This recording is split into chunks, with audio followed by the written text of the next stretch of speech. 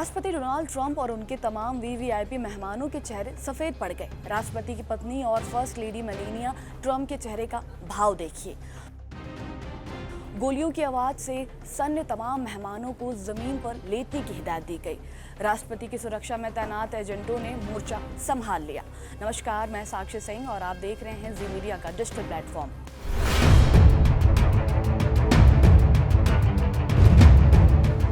Secret service के निर्देश पर तमाम मेहमानों को टेबल के नीचे झुक गए। भारी हथियारों से लैस सुरक्षाकर्मी तुरंत स्टेज पर पहुंच गए और कार्यक्रम वाली जगहों को घेर लिया। डिनर हॉल में मौजूद सैकड़ों मेहमान टेबल के नीचे छिप गए। फिर उन्हें भी बाहर निकाला गया और पूरे इवेंट को कैंसिल कर दिया गया। खास बात यह है कि कार्यक्रम में मौजूद किसी गेस्ट को गोली नहीं लगी, सभी लोगों को बचा लिया गया है। पलक झपकते ही सुरक्षा बलों ने राष्ट्रपति और फर्स्ट लेडी को मौके से निकाल लिया। रेस्क्यू का ये वीडियो पूरी दुनिया में वायरल हो रहा है।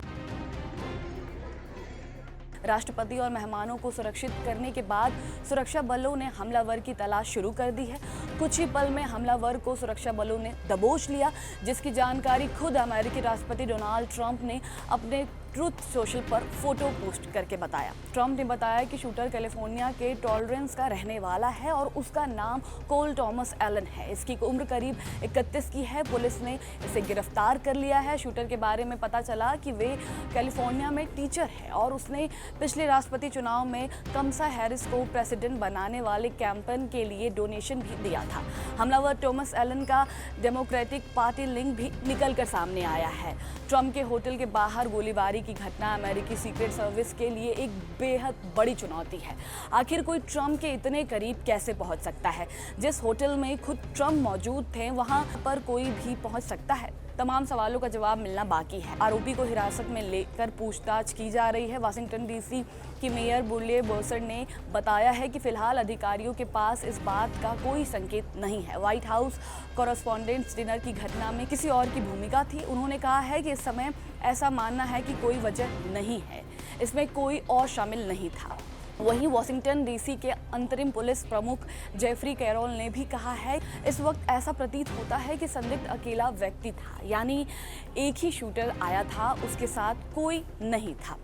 इस हमले के बाद ट्रंप ने प्रेस कॉन्फ्रेंस की, बताया कि हाल ही के दिनों में सिलसिलेवार हमले से अब ये जरूरी हो गया है कि सुरक्षा का ऐसा कवच तैयार हो जिसे भेदना नामुमकिन हो और ये बिल्कुल नए तरीके का हो। We looked at all of the conditions that took place tonight, and I will say, it's not a particularly secure building, and I didn't want to say this, but this is why we have to have all of the attributes of what we're planning at the White House. It's actually a larger room, and it's much more secure. It's drone-proof, it's bulletproof glass. We need the ballroom. That's why Secret Service, that's why the military are demanding it.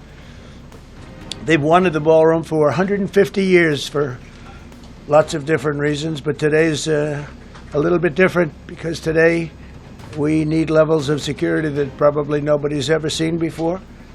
समझना मुश्किल नहीं है कि अमेरिकी सरकार और secret services दोनों ही इस तरह के हमले से परेशान हैं और राष्ट्रपति की सुरक्षा को लेकर कोई कोताही बरतने को कोई तैयार नहीं है। यानी आने वाले दिनों में ट्रंप की सुरक्षा और कड़ी होगी।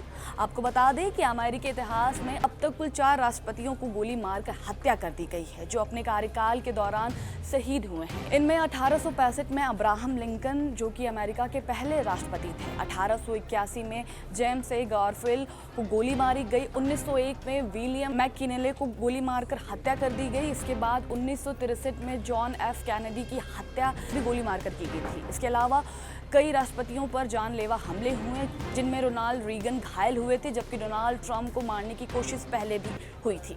जाहिर है कि सीक्रेट सर्विस अब राष्ट्रपति की सुरक्षा की फुल प्रूफ कवच तैयार करना चाहती है।